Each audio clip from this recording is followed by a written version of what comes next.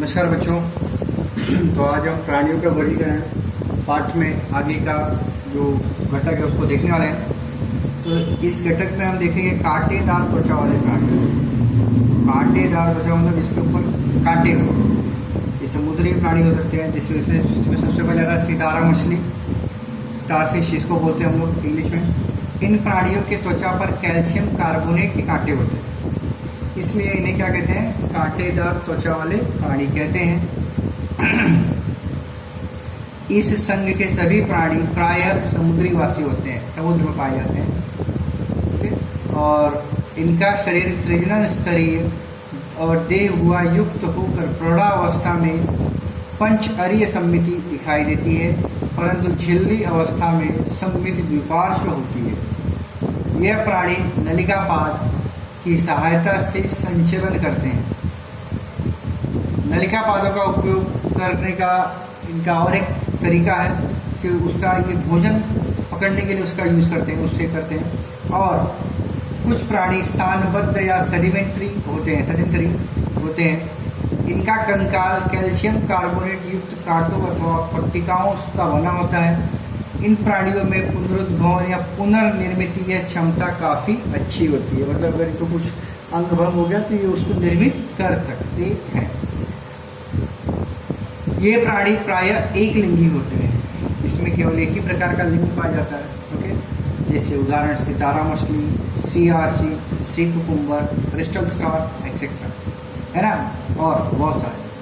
तो ये कभी कभी अगर आपको टच कर देते हैं समुद्र में कहीं, तो आपकी त्वचा जलने लगती है, ठीक है। ये सब चीज़ें इनके क्यों होता है? इनके कांटों द्वारा होता है।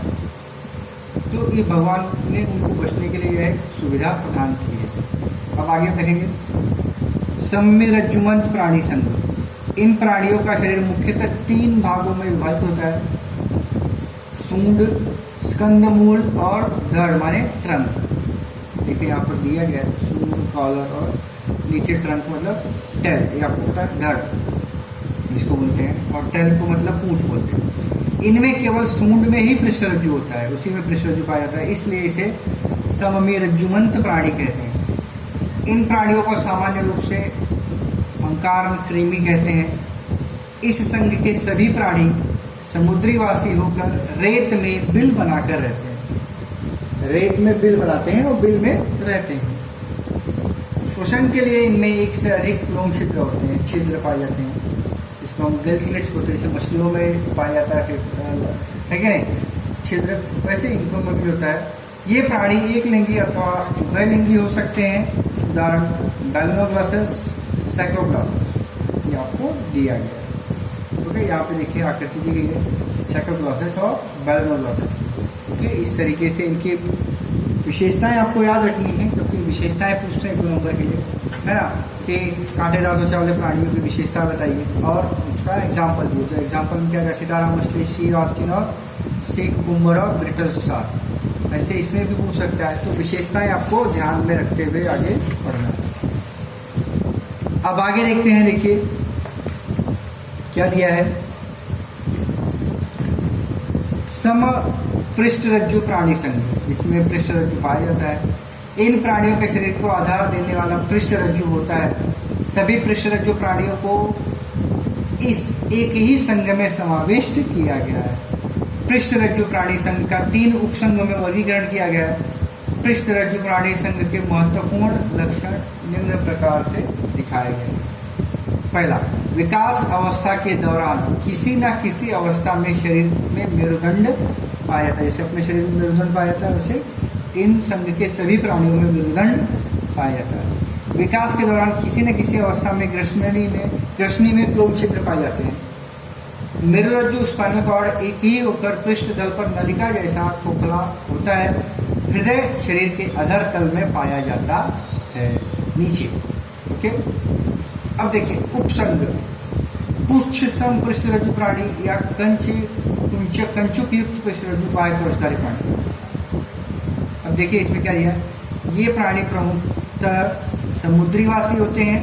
इनका शरीर कंचुक इस चर्म जैसे आवरण से आच्छादित होता है। इनकी झल्लियाँ स्वतंत्र रूप से तैरती हैं और उनकी केवल पूंछ वाले भाग में ही पृष्ठरज्जु होता है, इसलिए इन्हें पुच्छ समपृष्ठरज्जु प्राणी कहते हैं। सागर तल में स्थिर होने के बाद झल्लियों का रूपांतरण स्थानबद्ध प्रौढ़ अवस्था में होता है। ये प्राणी सामान्यतः वलिंगी होते हैं। उदाहरण हर्डमानिया, डोलियोलम, अस्कोप्लूरा इत्यादि। समझ में आया? इसमें देखो दिया है डायग्राम, ठीक है। अब आगे देखेंगे शीर्ष समपृष्ठरज्जु प्राणी। ये छोटी मछलियों के आकार जैसे होते हैं और सागर निवासी प्राणी होते हैं। इनमें पृष्ठरज्जु संपूर्ण शरीर की लंबाई इतना होता है। ग्रसनी बड़ी होकर इनमें क्लोम छिद्र होते हैं। ये प्राणी भी क्या होते हैं? एक लिंगी होते हैं। ओके, एक लिंग मतलब इसमें एक ही लिंग पाया जाता है, चाहे पुरुष चाहे स्त्री। ओके, एम्फियोकस ये इसका घटक दिया गया, उदाहरण दिया गया। क उपसंग में देखिए क्या आएगा? शीर्ष पृष्ठरज्जु प्राणी। इन प्राणियों में पृष्ठरज्जु नष्ट होकर उनके स्थान पर क्या होता है? मेरुदंड विकसित होता है। इनका सिर पूर्ण रूप से विकसित होता है। मस्तिष्क करोटी में सुरक्षित होता है और अंतःकंकाल काष्ठीमय अथवा अस्थिमय होता है।